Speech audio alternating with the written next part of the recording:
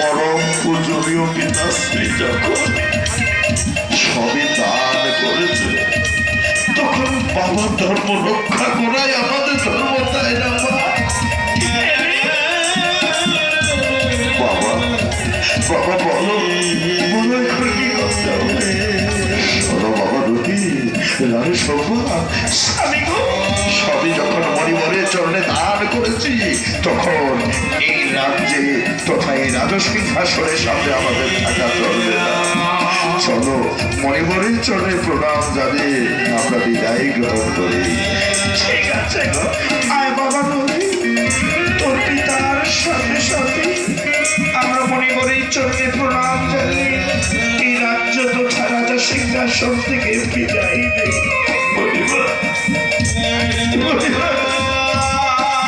আমাদের প্রণাম তব চরণে।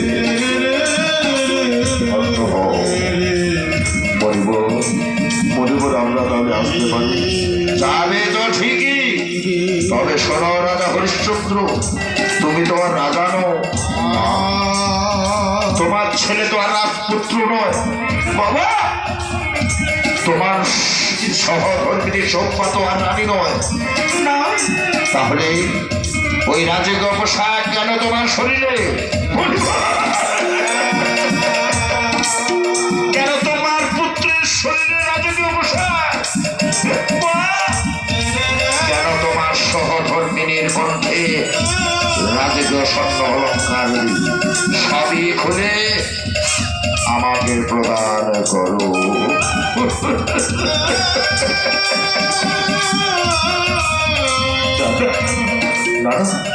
আমি ভেঙে পড়ছি কেন? কেন আমি ভেঙে পড়ছি? মনিবর তো ঠিকই বলেছে, এই রাজ্য সিংহাসন যখন আমার নয়, এই রাজ্য যখন আমার নয়, আমি যখন রাজা নই, তাহলে এই রাজমুকুট কেন আমার মাথায়? রাজমুকুট কেন আমার মাথায়? বাবা, আমিও তো রাজপুত্র নই না? তুমিও রাজপুত্র নও, তাহলে এসব রাজকীয় পোশাক কেন আমার জন্য? আমি রাখবো না বাবা। স্বামী গো, তুমি যখন রাজা নও, তখন আমিও তো রানী, তাহলে এই স্বর্ণ অলঙ্কারটি তো আমার গলায় আর মানাবে না। রানী শোভা, সবই খুলে ওই মনিবরের চরণে অর্পণ করো। মন্ত্রী মশাই, আমার এই সকল রাজকীয় পোশাক আপনি খুলে দিন। ঠিক আছে, ঠিক আছে।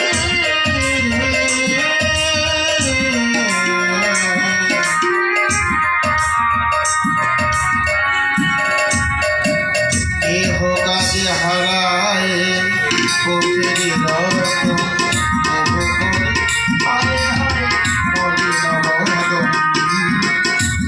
কাজে হারায়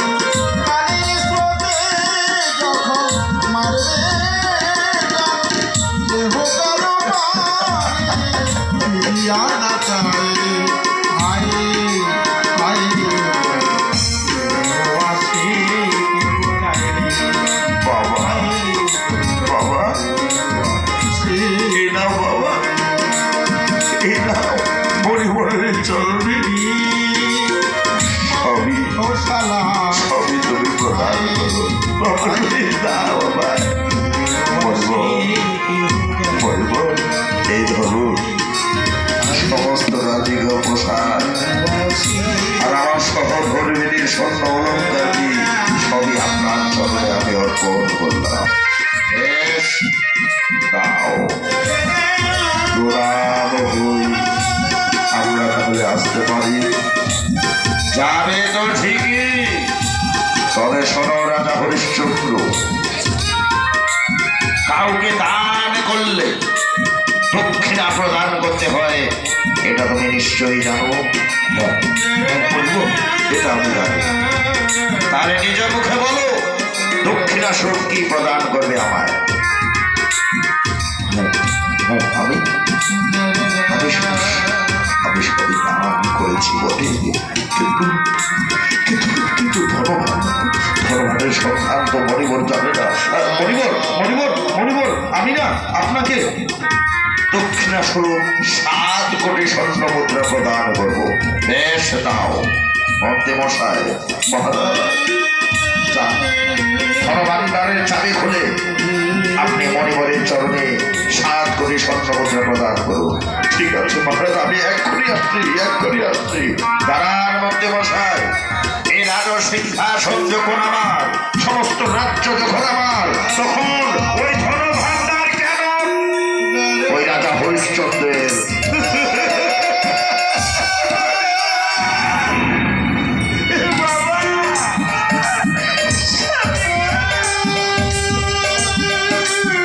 ভেঙ্গে বললে তাই না, দক্ষিণার কথা শোনে মনে হয় পারবে না। দুঃখ করে কষ্ট করে লাভ নেই। রাজের অবসাদে তুমি শরীরে বড় বসো তোমার রাজ সিংহাসনে। বুঝে নেবো, কাউকে দান করতে পারোনি, কোনোদিন কাউকে দক্ষিণাও তুমি প্রদান করতে পারবে না। আমি চললাম আমার তপবনে, আমাকে শাস্তি।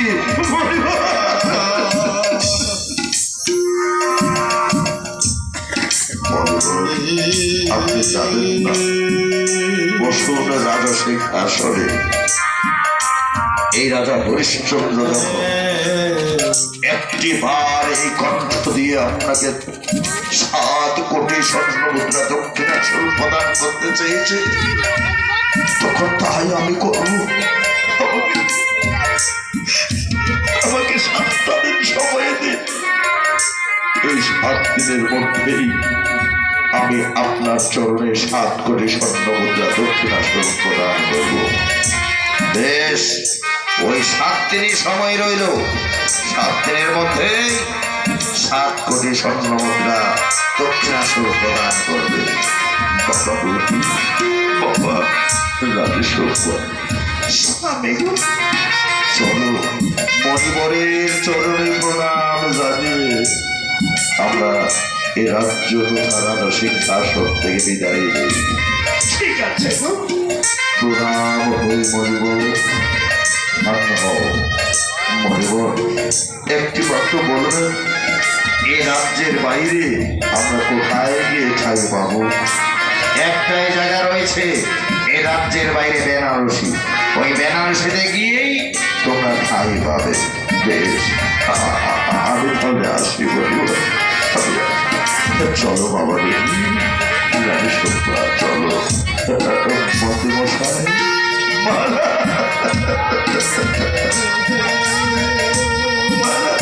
মহারাজ, আপনি কেন দান করতে গেলেন?